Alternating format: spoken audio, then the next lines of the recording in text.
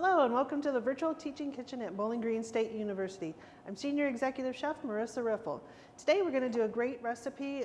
It's a roasted red pepper and tomato soup. This is a great fuel recipe, and a fuel is fuel for your life. Sometimes they're heart healthy, sometimes they're good for workouts, but today we're going to concentrate on the soup that is good for your skin because it's the summertime and I know that we all want to look good in the summertime.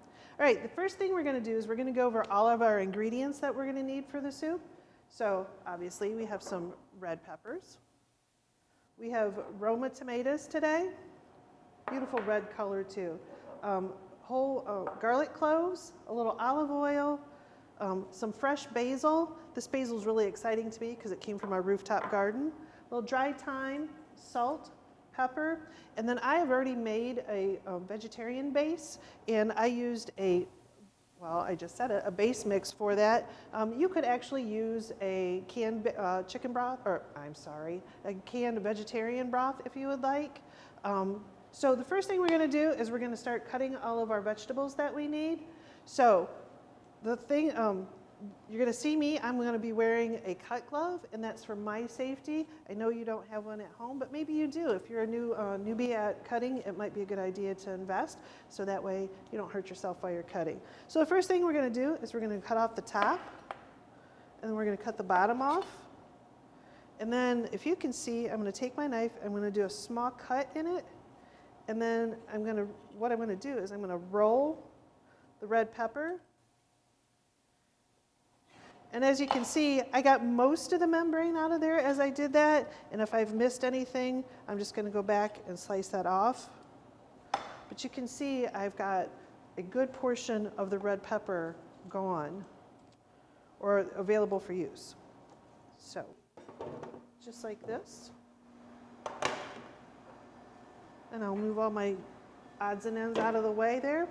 So next we're going to cut our Roma tomatoes. And there's two ways you could do this. You can use a knife. You can use the knife that you have. You can use a paring knife. Or we have a handy dandy gadget called a tomato shark if you want to use that. We're just going to take that top of the tomato out, push the shark in there, turn it, and you can see we cored it then. Because we don't really want to eat that. That's not really tasty.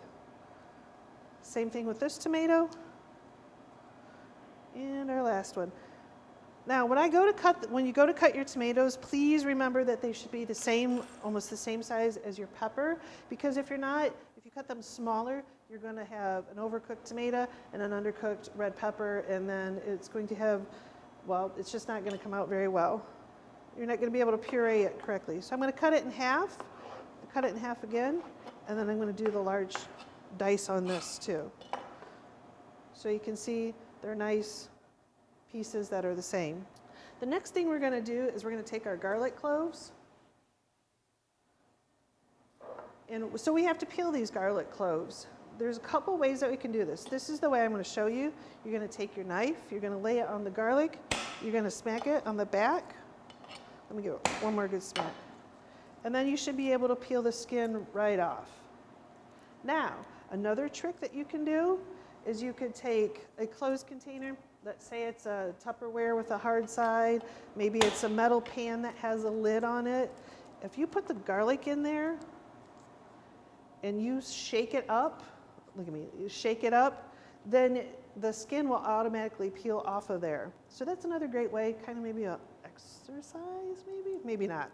Anyways, that's another way that you can peel your garlic too. So the next thing we're going to do, I'm going to put my knife out of the way. This is some olive oil that I have in a squeeze bottle. If you don't keep your oil in a squeeze bottle, I recommend it. It makes life a lot easier when you're sauteing, you're doing things like this, you're making dressings. It just makes life a lot easier. All right, and then I'm going to take about a tablespoon of dried thyme. We'll sprinkle that on the top. And then I'd say maybe about a teaspoon of salt. I use kosher salt. And I'd say about a half a teaspoon, maybe a little more because I like pepper, of black pepper. And then we're going to toss this. So everything is nice and coated with the oil and the seasonings. And then through the magic of TV, I'm going to put this in my oven. And we're going to do it at 400 degrees for, like I said before, about 12 to 15 minutes. And what I want to get off of there, what I want it to look like is this. It is a beautiful, nice roasted color on there, nice brown. If you can see the bottom of the pan, there's some caramelization on there. That's the good stuff. That is really what you want. So what we're going to do is, you would do this when the pan would just come out of the oven and be really hot, but what you're going to do is you're going to deglaze the pan, and that's deglazing is taking all those wonderful caramelization on the bottom on the pan. That's what you want to bring up.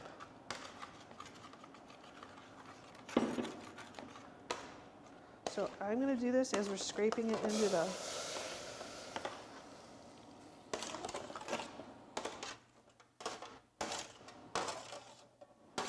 and I probably should have done it so you could see it, but I still have a little bit of fond on the bottom, so we're going to get that off of there as best we can.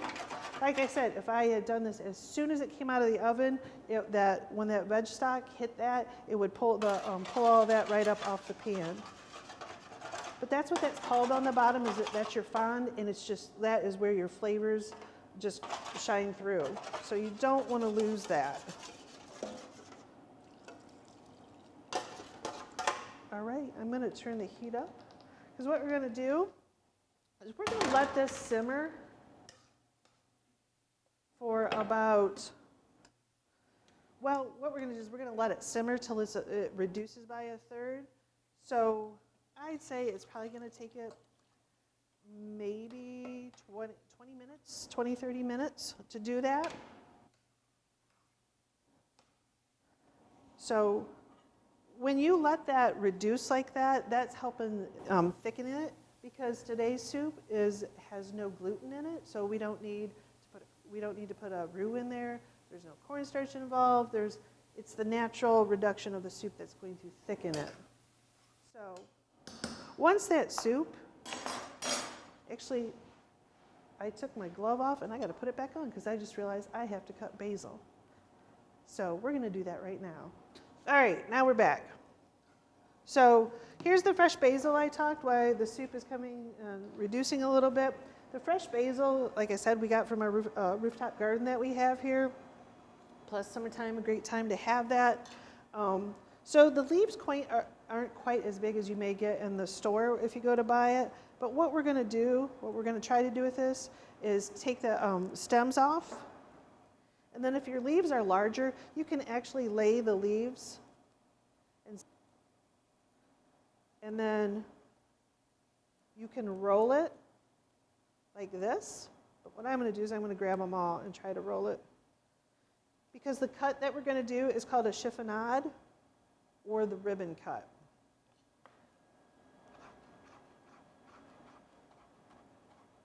Like I said, usually the basil leaves that you get are much larger, so it will be a little bit easier for you to cut. And as you can see, it's just, like I said, a nice ribbon cut. That is going to be the garnish to our soup when our soup is finished. So my soup has been sitting on here for a little bit. It is reduced. So now there's two ways that you can do this. I'm going to puree it, I'm going to use an immersion blender. You may not have an immersion blender at home. That's okay. If you have a food processor, you can use that. Or if you have a blender works just as good. Mine just happens to be that I don't have to pour it into the blender. So let's talk about that. If you're going to use a blender at home, pour a little bit of your soup in there first. And remember, this is really hot, so you have to hold the lid, because if you don't hold the lid, then you're going to have lava of soup everywhere, I guess you would say. So instead, I'm going to use the immersion blender, but like I said, remember, if you're using a blender at home, make sure you hold that top. And then we're just going to do this. And then we're just going to puree it till it's all nice and smooth. All right, now that the soup is nice and pureed, we are going to give it a taste. So, very important in cooking, you always want to taste. Taste, taste, taste. Because now would be the time that I decide Now's the time that I decide I need a little more salt.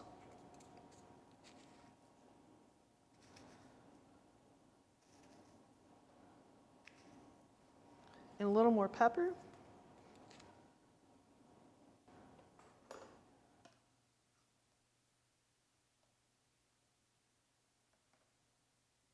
right.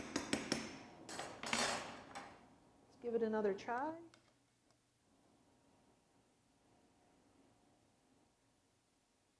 That did it. That's perfect. I can taste everything together now. I don't taste everything individually. It all has a nice blend, a nice build on it. So I'm going to put a little soup in my bowl.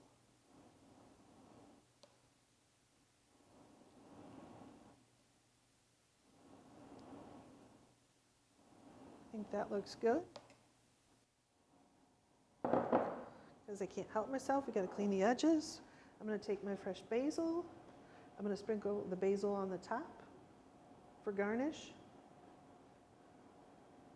And there you have it, roasted red pepper and tomato soup. I hope you enjoy.